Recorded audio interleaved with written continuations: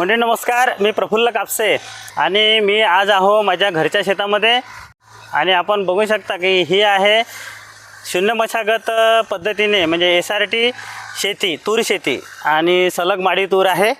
जसं की आता आपण इथे पाहू शकता की 3.5 फुटाचे या शेतामध्ये बेड केलेले आहे आणि या बेडमध्ये जर पाहतो म्हटलं तर हा जो मधातला बेड दिसते जे इथे खुंटले आपल्याला दिसत आहे इथे होती या ठिकाणी होती मागील वर्षीची तूर आणि इथे जे आता दिसत आहे ही आहे या वर्षीची तूर।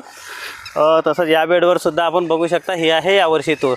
जो बेड मागच्या वर्षी मोकळा सोडलेला होता त्या बेडवर यावर्षी तूर लावलेली आहे आणि हा जो मधातला बेड आहे मंडळी जेथे आपल्याला भरपूर तूर अशी दिसत आहे, तण दिसत आहे, तर हे आहे तणशेती। म्हणजे एका शेतामध्ये तणशेती पण माझी सुरू आहे आणि तूर शेती पण सुरू आहे। आता ते तुम्ही म्हणाल कशासाठी, तर मंडळी हा जो मधातला बेड आहे हा रिकामाच ठेवण्यापेक्षा इथे जर आपण तणशेती केली तर या ठिकाणी अन्नद्रव्य भरपूर वाढते, या ठिकाणी सेंद्रिय कर्ब जमिनीचा वाढतो। कारण हे जे आता कटरने आपण आता बघू शकता तिकडे कटरनं फनकट जे आहे कटरने जे तण आहे ते तण बारीक करणं चालू आहे। तर हे बारीक केल्यानंतर मंडळी यामध्ये जे पालापाचोळा इथं पडतो आणि हा पालापाचोळा इथं पडल्यानंतर इथेच या पालापाचोळ्याचं खत होतं। म्हणजे निसर्गातल्या गोष्टी निसर्गातच आपल्याला ठेवायच्या आहे।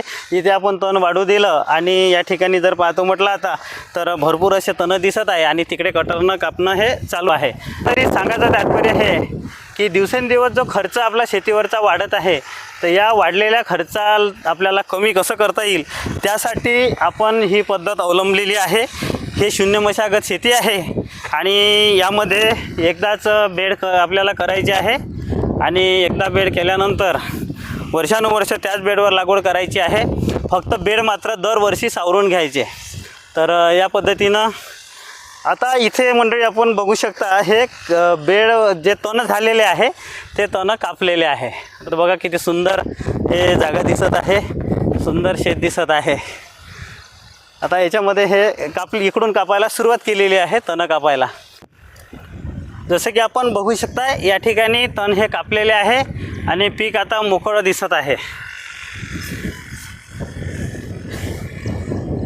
इथे हा बेड तुरीचा आहे।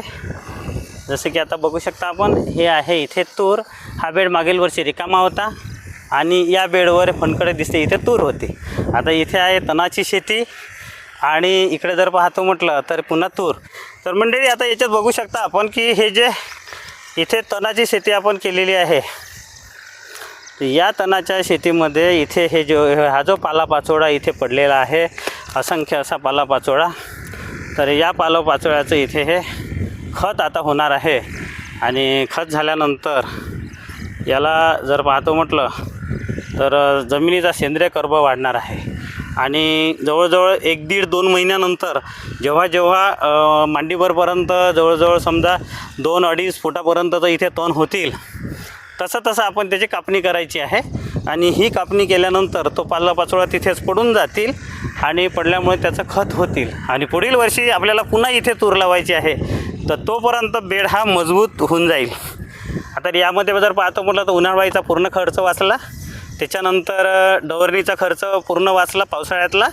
फक्त आता तणनाशक जे आहे ते आपण जेव्हा लागवड केली तुरीची त्यावेळेस मात्र याच्यामध्ये ऑक्सिफ्लोरिपेन हे 10 मिली प्रतिपंप आणि एकरी 7 पंप इथे पडले आणि संपूर्ण या शेतामध्ये जर पाहतो म्हटलं 3 एकरमध्ये 21 पंप इथे पडले आणि त्याच्यानंतर मात्र तण इथे जास्त प्रमाणामध्ये उगवले नाही।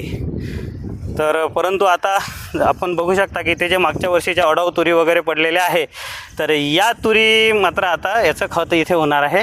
दुसरी महत्त्वाची जर गोष्ट पाहतो म्हटलं हे जे आता आपल्याला बेड जो आहे हा जसा तणमुक्त दिसत आहे तर यामध्ये आपण सुरुवातीला इथे अडाऊ तूर निघालेली होती तर ते मजूर लावून ते तूर पण आपण काढून घेतली आणि त्याच्यानंतर जे तण झालं होतं केना आणि करंजी जे ऑक्सिफ्लोरिपेनसुद्धा त्याच्यावर कंट्रोल होत नाही तर ते केना आणि करंजी आपण मजुराच्या हातानं इथे लावून काढलेली आहे।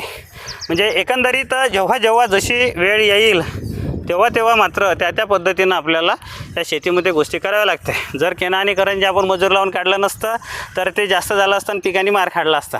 म्हणून जेव्हा जशी वेळ येते तेव्हा त्या पद्धतीनं आपल्याला निर्णय घेऊन शेती करावी लागते. आता हे बघू शकता मंडळी, याच्यामध्ये एवढा कचरा दिसत आहे की कोणीही शेत पाहिल्यानंतर असं वाटेल का हे कचरा आहे की काय आहे. परंतु यामध्ये जर पाहतो म्हटलं तर या कचऱ्याचं मात्र आता खतामध्ये रूपांतर होईल आणि जमिनीचा सेंद्रिय कर्ब हा भरपूर वाढेल आणि निसर्गातल्या गोष्टी निसर्गातच. आता हे एवढाले जे तण आहे, आता हा गोखरू आपण पाहू शकता एक झाड राहून गेलं असेल.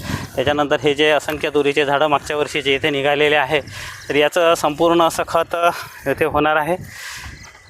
आणि या ठिकाणी जर पाहतो म्हटलं तर हा जो तरोटा आहे, आता हा एवढा वाढलेला तरोटा आहे याच्यामध्ये. त्याच्यानंतर हे एवढ्याला वाढलेले हे जे करंजी आहे, ह्या संपूर्ण वनस्पतीचं इथे खत होणार आहे. आणि खत झाल्यानंतर जमिनीलाच त्याचा फायदा होणार आहे. येणाऱ्या पुढच्या पिकाला त्याचा भरपूर असा फायदा होणार आहे. तर मंडळी, शून्य मशागत शेतीमध्ये तुरीची माडी तूर जर आपल्याला लागवड करायची असेल तर मधातला बेड मात्र रिकामा ठेवून द्यायचा आणि तिथे आपण जर तणशेती केली आणि जसं हे आता कटरच्या साह्याने तिथे आपण कापत आहोत तर त्याचं म्हणजे खर्च पण त्याला कमी लागतो.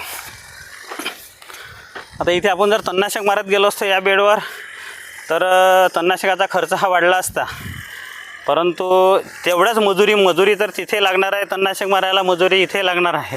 पण इथे मात्र फक्त थोडा पेट्रोलचाच खर्च होणार आहे, जास्त खर्च इथे होणार नाही.